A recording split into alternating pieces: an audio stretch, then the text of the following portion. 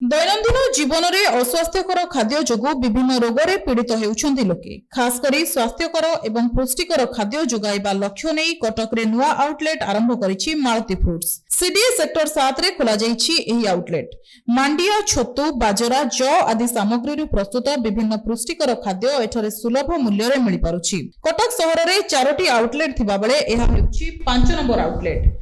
एथि सहित मालती fruits production उत्पादन सामग्री गुड़िकर स्वास्थ्य स्वाद सहित गुणवत्ता उपरे विशेष ध्यान देइथाय। आउटलेट को अतिरिक्त शिल्प निर्देशक प्रभाकर राव उद्घाटन करिथिबा बेले जिला शिल्प विभाग अधिकारी माने कार्यक्रम रे उपस्थित थिले। तेबे आगामी दिन में विभिन्न जिले में एही फूड प्रोडक्शन खोलिबाकू लक्ष्य रखा जाइथिबा मालती फूड प्रोडक्शन रो प्रोप्राइटर पीयूष महांती कहिसंती। मु तो ये आउटलेट देखि बहुत खुशी हेली। पीयूष बाबू मोर प्रिय संग अछंती आड़ी जो पदक्षेप नहीं बहुत खुशी हेली। ये अंचल आम सीडी अंचल ये जो स्वास्थ्यकर खाद्य ये समस्त जमी बेनिफिट पाइपर यह गोटे जनहितकर कार्य कहले अत्युक्ति हेनी। आउ देखु तो ये विभिन्न प्रकार अटा छतु मिलेट्स विभिन्न प्रकार जे हेल्दी आइटम्स सब ये अच्छी।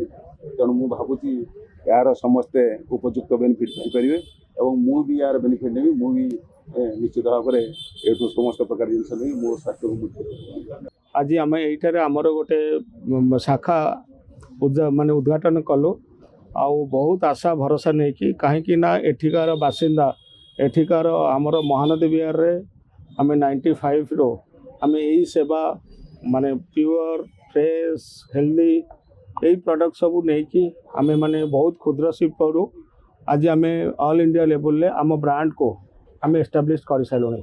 Now it is a brand आमर अन्य मानक आमर किसी प्राधान्यता अच्छी।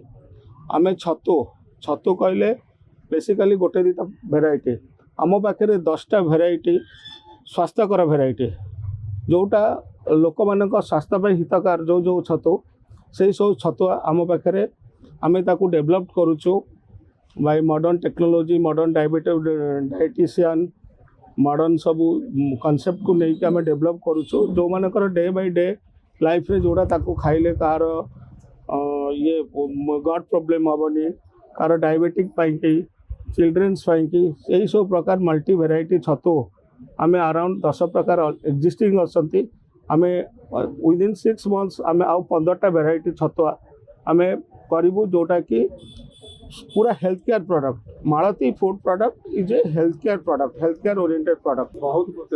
बहुत खुशी खबर कटक जिला खुशी खबर ओडिशा खुशी खबर पूर्वर तो थिला यूनिट गोटे अटा मिल थिला तापर हमर भारत सरकार पीएमएफएमई योजना रे 26.98 लाख नहीं से योजना से यूनिटा को बढ़ई 10 लाख टंका सब्सिडी दि जाइए बहुत बढ़िया से कर आभिमुख्य ही बहुत पॉजिटिव से दिन दिन उन्नति करेंगे ए निश्चित जहाँ सब मिलेट प्रोडक्ट कर स्वास्थ्य तो अति हितप्रद बहुत भल विभिन्न प्रकार एग्जिबिशन आम तो स्टेट बाहर जो एग्जिबिशन होता नाटा रेकमेंड करूँ भाग ने विभिन्न प्रकार बायर्स पाइबे इवेन देश बाहर जो बायर्स पाइबे चेष्टा करूँ विदेश जापर।